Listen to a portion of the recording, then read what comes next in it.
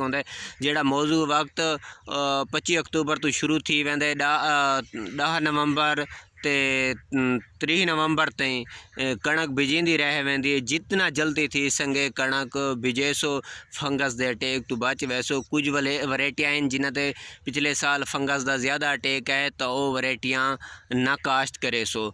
ते हुकूमत पंजाब दे तरफों जेड़े बीजां सबसिडी मिलती पई उन्हां बीजां का मैं जिक्र कर देवां।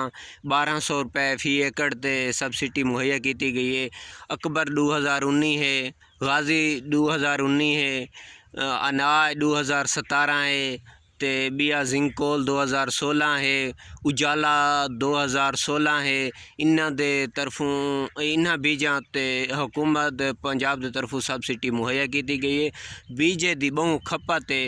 हुण मैं तो मशवरा देसां कि जेड़े पिछले साल जिन्हां दी एवरेज ज़्यादा आई है, हुण जिवें नवे बीजे आए बंदे न फखरे बखर दी बड़ी बड़ी लोग सुनते पे यार ये तो नहीं थी सकदा कई इलाकों के उनकी अच्छी पैदावार रही हुए तो क्यां दे विच नहीं है सकदा क्योंकि जगह का भी फर्क होंदा है। इवें ही मुख्तलिफ वैरायटियां हैं पियां गंदम दे बीजे दियां ते फी एकड़ दे विच बीजा अगर तुसां ड्रिल करेंदे पे कोई दोस्त ड्रिल करे ने कोई छटा करे ने ते ड्रिल करे सो तो 40 किलो बीजा पैसो ड्रिल दे विच ते अगर छटा करे सो 50 55 60 ते तुसां कर सकदे।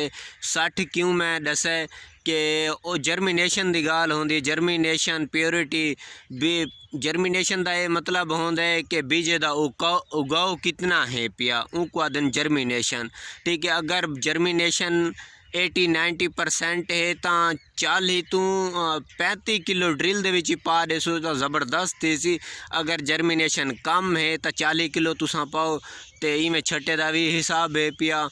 तो दोस्तों अगर खर्चे तो बचना चाहते वे बीजे की बहु ही खपत है पे तो पिछले साल जेड़ी तुहाडे इलाके दे विच जिंदी चंगी एवरेज आई है तुसां ओ गंदम दा बीजा इस्तेमाल कर गिनो।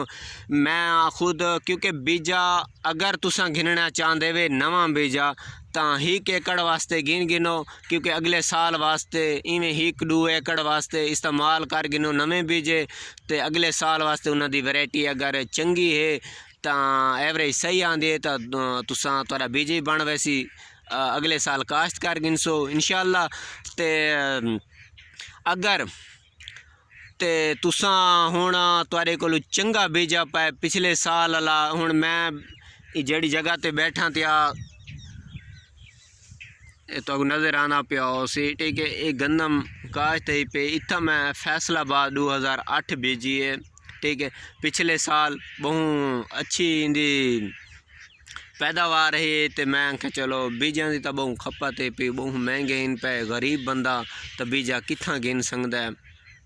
दोस्तों ये तो थी गई सारी बीजे के बारे गल ही ते डिस्कस थे गई कि भाई बीजा कितना पावना चाहिए तो वैरायटियां के बारे तो कुछ दस है।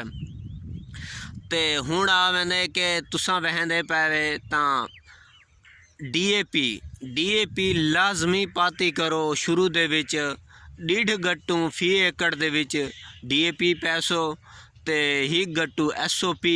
ठीक है, ये भी पैसो उवें तो ज़रात वाले ढेर सारे मशवरे देंदे रहे वन जहर लाओ बीजे को लेकिन इन्हां 2-3 गालियां का ख्याल करना है क्योंकि ना DAP बेसिकल जड़ियाँ बुनियादा हैं ना यानी कि जितनियाँ जड़ा ज़्यादा हो सन उतने शगुफे बन सन ते उतना भी वो बूटा सेहतमंद रख सी क्योंकि बुनियाद अच्छी हो सी कोई शायद ही है बुनियाद चैनू पैर चंगी हो सी तो अग्घां भी फसल चंगी रहे वैसी तो एक खाद इतनी लाजमी इस्तेमाल करे सो।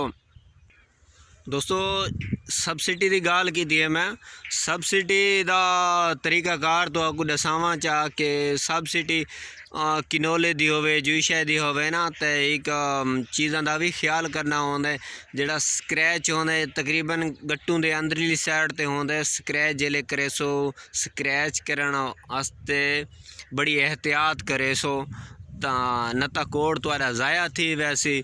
सब तो पहले अपने मोबाइल तो शनासी कार्ड नंबर दर्ज करे सो, स्पेस दे सो जेड़ा खुफिया कोड है ते ओ दर्ज करे सो, वाला 80-70 ते सेंड कर दे सो। इन कुछ दियां वास्ते तस्दीकी मैसेज यानी कि तो रकम दी वसूली दा मैसेज आ वैसी HBL च कढ़वा दे सो, या ईजी फ्रेंचाइज शॉप ते लगे वैसो उत्थां तुहारा थम लैसन ते तो जेड़ी सब्सिडी हुकूमत की तरफों मिली उसी वो तुहारे कारण मुंतकिल कर दे सें। तो दोस्तों ये है कि सब्सिडी का मसला। तो दोस्तों यो जियां बइयां वीडियो इंशाल्लाह मैं बनांदा रहे वैसा। ते तुसां क्या करने, अगर तो को वीडियो अच्छी लगी होवे तां शेयर करनी है दोस्तों दे विच, जट भरावां को फ़ायदा थी वही वीडियो दे ज़रिए। ते लाइक करना है, मेरी हौसला अफजाई थी सी मैं यो जियां बइयां वीडियो बनाया रहे वैसा। ते मेरे चैनल को ज़रूर सब्सक्राइब करना है, ते बेल आइकन बटन को आल ते प्रेस कर देना है। तो वीडियो को करें ख़त्म, इंशाल्लाह अगली वीडियो नाल मुलाकात थी सी। अल्लाह हाफिज़, अल्लाह सोने दी अमान।